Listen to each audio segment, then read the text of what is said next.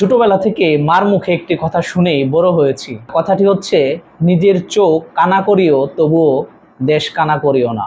এই কথাটি দিয়ে মা সবসময় বোঝাতেন, নিজে ধ্বংস হয়ে গেলেও অন্যের বিশ্বাস নষ্ট করিও না।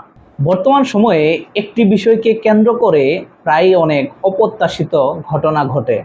এই বিষয়টি নিয়েই এই ভিডিওতে আলোচনা করব। বিষয়টি হচ্ছে কাউকে টাকা ধার দেওয়া। কাউকে টাকা ধার দেওয়ার পর ফেরত নেওয়ার সময় ভিখারির মতো চাইতে হয়, আর যিনি নিয়েছেন তিনি ফেরত দেওয়ার সময় তারিখের পর তারিখ দিতে থাকেন। কথাটি তিক্ত হলেও সত্যি। 2018 সালের পর থেকে এখন পর্যন্ত আমি অনেককেই টাকা ধার দিয়েছি।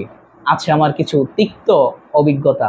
আপনাদের সাথে আলোচনা করব আমি কেন টাকা ধার দেই। 2012 সালের অনার্স প্রথম বর্ষের ফাইনাল পরীক্ষার ফর্ম ফিল আপ করার জন্য এক বন্ধুর কাছে 5,000 টাকা ধার নিয়েছিলাম। সেই টাকা পরিশোধ করেছি 2016 সালে এসে। চিন্তা করা যায়, 2012, 13, 14, 15, 16, 5 বছর। বলেন তো, তার সাথে কি আমার সম্পর্ক ঠিক থাকার কথা? বর্তমান সময় অনুযায়ী মোটেও না, কিন্তু ঠিক ছিল এবং আছে। এটা শুধুমাত্র সম্ভব হয়েছে বিশ্বাসের কারণে। এই 5টি বছর আমি বন্ধুর সাথে যোগাযোগ করেছি, অন্যান্য বন্ধুদের দিয়ে ওই বন্ধুকে বলেছি আমার সামর্থ্য হলে আমি টাকাটা বন্ধুকে দিয়ে দিব, তোরা বন্ধুকে একটু বুঝিয়ে বলিস। যে বন্ধুর কাছে টাকা নিয়েছি সেই বন্ধুও বলতো, সমস্যা নেই, তোমার যখন হবে তুমি দিয়ে দিও। এটাই হচ্ছে বন্ধুর প্রতি বন্ধুর বিশ্বাস। আর এই বিশ্বাসটা গাঢ় হয়েছে শুধুমাত্র বন্ধুর সাথে যোগাযোগ রক্ষা করার কারণে। বন্ধুর সেই 5,000 টাকা পরিশোধ করার পর থেকে সিদ্ধান্ত নিয়েছিলাম আমিও মানুষের পাশে দাঁড়াবো, আপদে বিপদে টাকা ধার দেব। বিশ্বাস নিয়ে আরেকটি ঘটনা শেয়ার করি। 2018 সাল, মাস্টার্স ফাইনাল পরীক্ষার ফর্ম ফিল আপের শেষ দিন। এক বন্ধুর ফোন, বন্ধু কয়েক হাজার টাকা লাগবে, তোর কাছে আছে কি?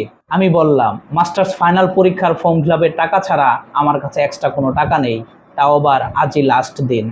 বন্ধু শুধু জিজ্ঞাসা করলো, জরিমানা সহ জমা দেওয়ার শেষ দিন কবে? আমি বললাম, আগামী সপ্তাহ। বন্ধু বলল, টাকাগুলো আমাকে দে। যেমন কথা তেমন কাজ, টাকাগুলো সাথে সাথেই বিকাশ করে দিলাম। এটাই হচ্ছে বিশ্বাস।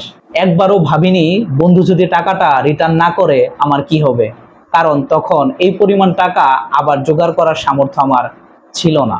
আমি জানি না আপনারা এই অবস্থায় কি করতেন। কয়েকদিন পর জরিমানা সহ বন্ধু আমাকে টাকাগুলো রিটার্ন করে। এটাই হচ্ছে বিশ্বাস। এই পৃথিবীতে সবচেয়ে বড় কষ্টকর অর্জন হচ্ছে মানুষের বিশ্বাস।